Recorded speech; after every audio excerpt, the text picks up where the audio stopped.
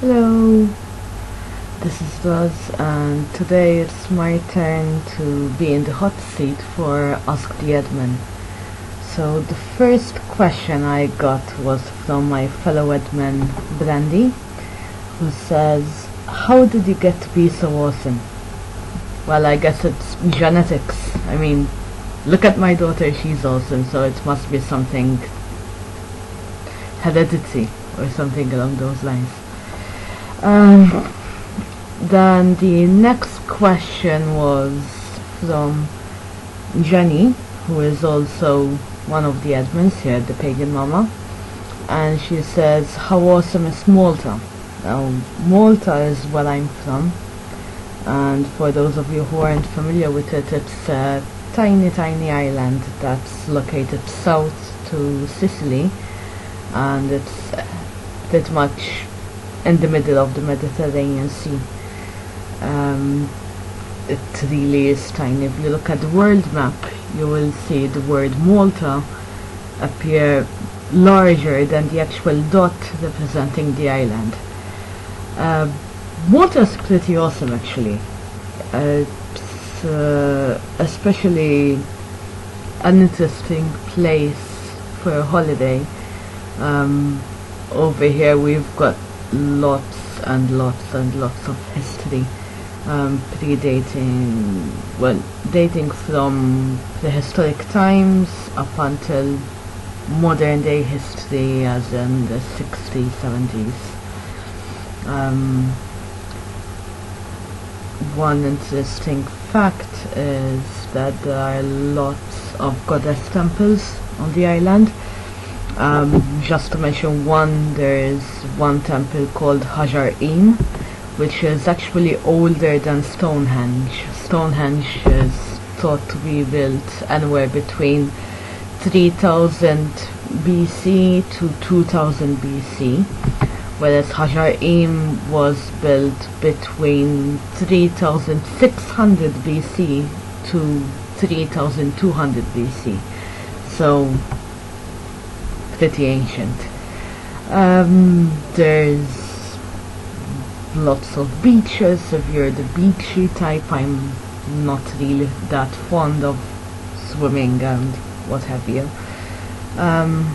But yes, to live here it tends to be a bit claustrophobic at times. I mean, being such a tiny place, you can never really get away from people. And wherever you go, you're bound to find someone who knows you, or who knows your family, or who happens to know a friend of a friend. And me being me, I'm a bit easy to spot, so I find it quite difficult to escape from people at times. Other than that, though, it's a good place. It's relatively safe. I don't feel awkward if I have to walk somewhere at 4 in the morning. I don't have to be all paranoid, because it is relatively safe. Yes, there is crime, but compared to other places around the world, it's quite safe. The last question today was from Maria Geraldine Morrison, who says, what is your favorite part of the read, and which part do you think offers us the most food for thought? Now, I don't identify myself as being Wiccan. I identify myself as being Pagan. However, I have gone over the Wiccan read time and time again, especially quite a few years back.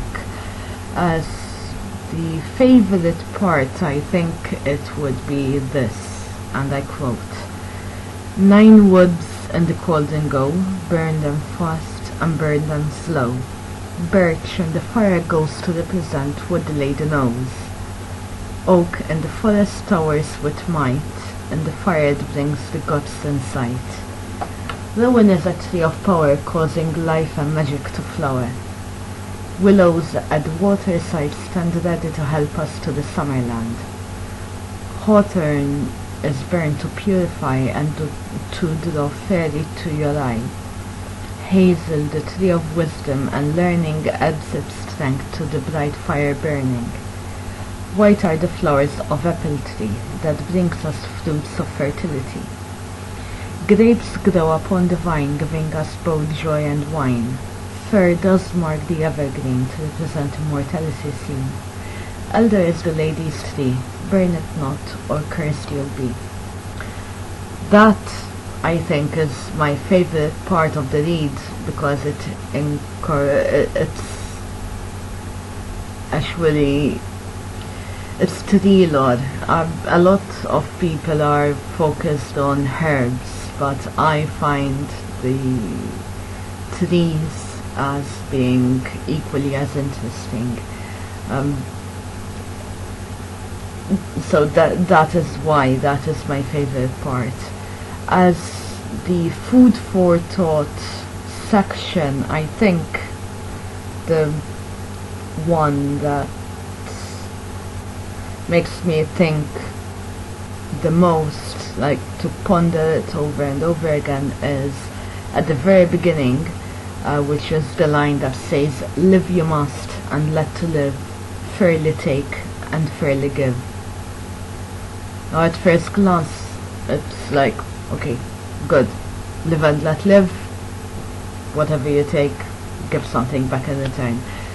Easier said than done. In everyday life, it is difficult, because I believe human nature is quite egoistic, and whatever is going on, we tend to put ourselves, our needs, our wants first and foremost. However, that is not, strictly speaking, the right thing to do sometimes.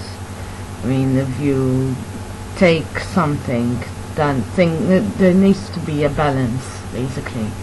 So you can't always take. You have to give back, otherwise there won't be that balance.